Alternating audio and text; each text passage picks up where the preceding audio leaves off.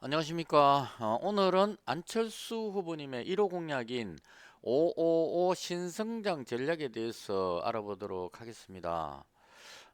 지금 대한민국은 상당히 중요한 위치에 와 있다 이렇게 생각을 합니다.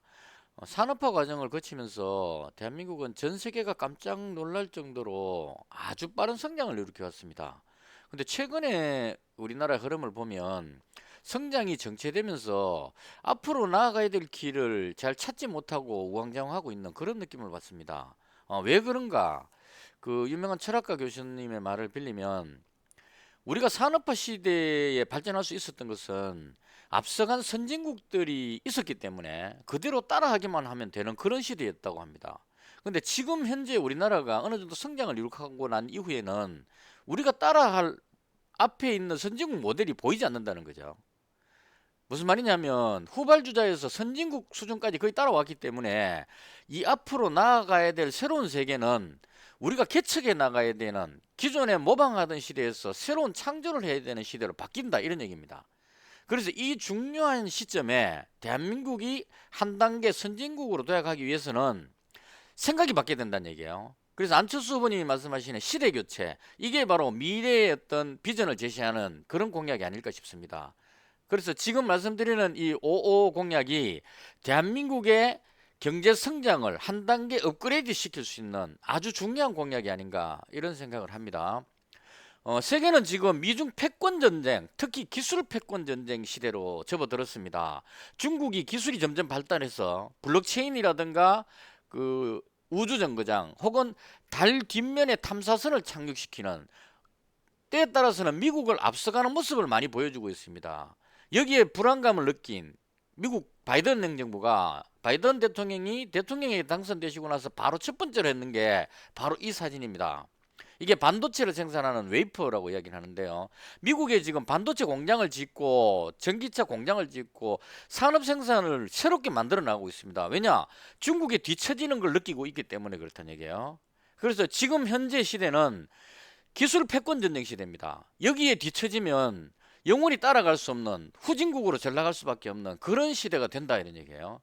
그래서 지금의 시대는 과기대라고 보통 표현합니다. 줄여가지고 과학기술 대통령이 리더가 있는 나라가 앞서가는 나라가 되고 있다는 얘기예요. 시진핑 그 중국 주석은 칭화대 화학공학과 출신이랍니다. 그리고 유럽에서 지금 가장 성장을 빨리 하고 있는 나라가 독일입니다. 독일의 메르켈 총리는 물리학 박사 출신이라고 합니다. 그래서 발전하고 있는 나라, 전 세계에서 선도적으로 앞서가는 나라는 공통적으로 과학 기술 분야의 전문 지식을 가진 대통령이다 이런 얘기입니다. 그래서 우리나라에는 누구냐? 지금 현재 나온 대권 후보 중에 과학 기술을 가장 잘 알고 있는 후보가 누구냐? 바로 안철수 후보죠. 그래서 안철수 후보는 이런 공약을 내세웠습니다. 555 공약이 뭐냐? 첫 번째 5, 초격차 분야 5개의 기업을 육성한다는 얘기입니다. 그러니까 우리나라가 다른 나라에 비해서 좀 앞서가고 있는 분야, 지금 대표적으로 이런 거죠. 2차 전지. 지금 대한민국의 2차 전지 기술이 세계의 선도적인 역할을 하고 있습니다. 그다음 디스플레이. 상당히 그 발전하고 있죠. LG 디스플레이 뭐 이거 롤러볼 이런 거 보면 디스플레이가 막 접혔다 올라왔다 이렇게 합니다. 엄청난 기술이죠. 그다음 수소 에너지 분야도 우리나라가 상당히 앞서가고 있다고 합니다. 그다음 바이오도 강하죠.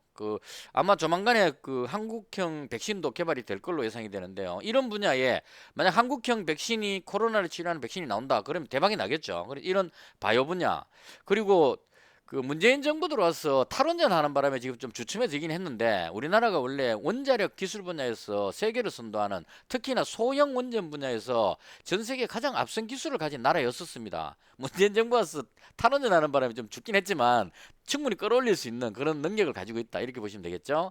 그리고 K-팝이라든가 K 뭐 드라마, K 무비, 뭐 K 푸드까지 해서 이런 문화적인 앞서가는, K 문화가 상당히 유명하니까요. 이런 부분들을 컨텐츠를 묶어 가지고 하나의 문화 산업, 그러니까 디즈니라든가 뭐 그런 쪽에 넷플릭스 같은 이런 쪽의 어떤 거대한 기업으로 육성할 수 있다 이렇게 제시를 합니다. 그래서 초격차라는 말은 무슨 말이냐면 1위와 2위의 격차를 엄청나게 벌려버리는 겁니다.